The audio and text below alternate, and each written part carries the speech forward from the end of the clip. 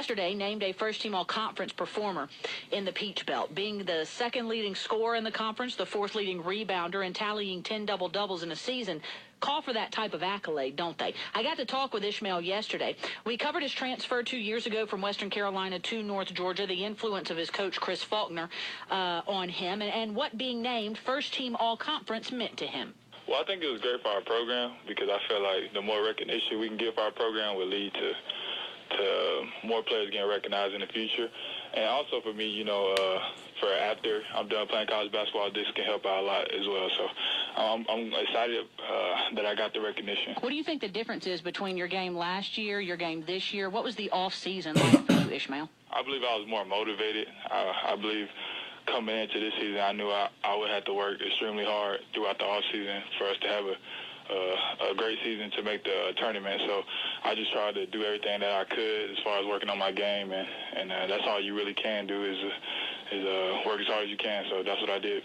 Coach Chris Faulkner obviously been an integral part of your success at the University of North Georgia. I want you to talk to me and our listeners about this man as your coach. How has he changed your game, your approach to the game? How has he made you into the player that you are today? Yes, definitely. He's been very vital to my success. Coach Faulkner, basically, he never lets me take a day off, a play off, a second off, or anything. Every single day when I come into the gym, he expects great things from me. He expects me to go hard. He expects me to be a leader and never get complacent. Most times you would think, the best player, sometimes he'll let you get a little leeway, but that's not the case.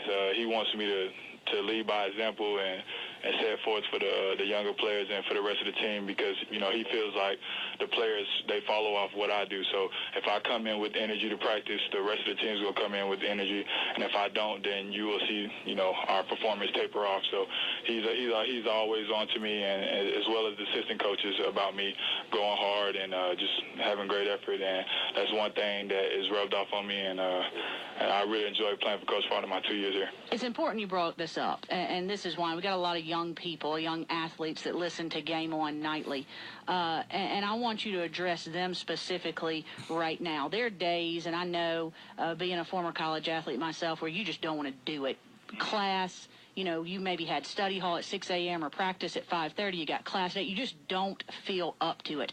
How do you get over that mentality? How do you bring that energy as a leader of the Nighthawks, as a leader for Coach Faulkner? How do you do that every day?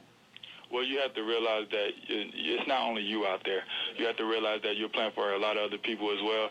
You have teammates that expect the best out of you, and as well as your coaches.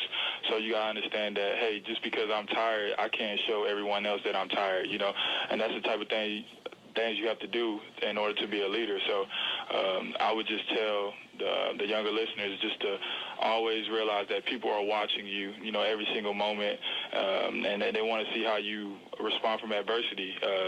Everyone else is tired, and they know that, but they want to see how you can fight through it. So no matter what, just always fight through the pain because, we all know pain is temporary, and if you do that, you'll become a great leader. Ishmael made the change from Western Carolina, where you went to right out of high school, to the University of North Georgia. Are you happy you made that transition? Yeah, definitely. And I believe the system is what I enjoy about the transition from Western Carolina to North Georgia. I feel like the competition level from the SoCon to the Peach Belt is very similar, and in some cases down low in the post, it's probably a lot better in the Peach Belt than it is in SoCon.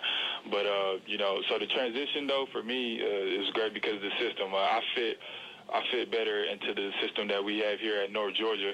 It just allows me to be more of a player, and it allows me to play more of my game, as whereas I was probably a little too structured up at Western Carolina, and I wasn't able to play the type of game that I enjoy playing. That's great to hear. It takes a lot of putting ego aside for a coach, and this is another point to why Coach Faulkner is so great, to allow a player to develop sort of organically instead of trying to push them too much. So I appreciate hearing that from you. You all entering into the Peach Belt tournament, play on Friday. You'll play Georgia Regents. Tell us about your team and how you all feel going into the Peach Belt Conference tournament. Got to be an exciting time. Yeah, it's definitely exciting. We won the last 5 out of 8, but to be honest, we should have won all 8 of those games. And we know that we can be very good if we come out to play every night, if we're not lazy on defensive assignments. As long as we execute the game plan that coach gives us, we understand that we're a very good team and we can be a hard team to beat. And so going into this conference tournament, we're really excited. We know we're going to have to play tough teams night in and night out, and we're ready for the opportunity. But, at the same time, you just got to take it one day at a time. You can't get overly excited. You just have to stay humble, just remain at that same level that you are. And once we get that opportunity to get on the court on Friday, I know we're going to take the best route there is to win the game, because throughout the course of a game there's highs and there's lows, but as long as you take the right route to consistency as far as playing hard on offense, playing hard on defense, then we can come out with a victory. Ishmael, I got to tell you, great to get the news today that you are first team all conference. Best of luck to you in the tournament. Been keeping up with you your entire career, back from Flowery Branch to Western Carolina and now to the University of North Georgia. Really proud of what you're doing. Now go take that first team all conference and lead your team deep in the tournament. How does that sound? That sounds great, and thank you so much for the support. Ishmael Hollis is an impressive young man for several reasons. Clearly very intelligent, a great basketball player, but grew up with a mother that was deaf and for the most part mute. And to watch them interact, and I have many times, wrote a feature about her when I was a sports writer, and about them, their relationship.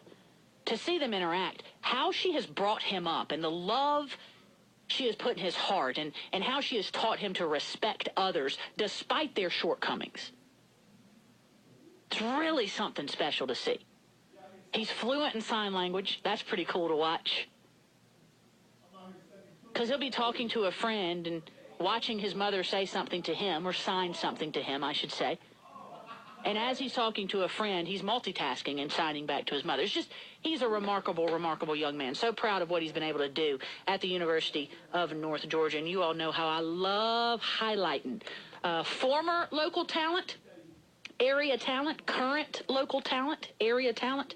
It fills my heart with great joy when I get to do that. It's 43 minutes after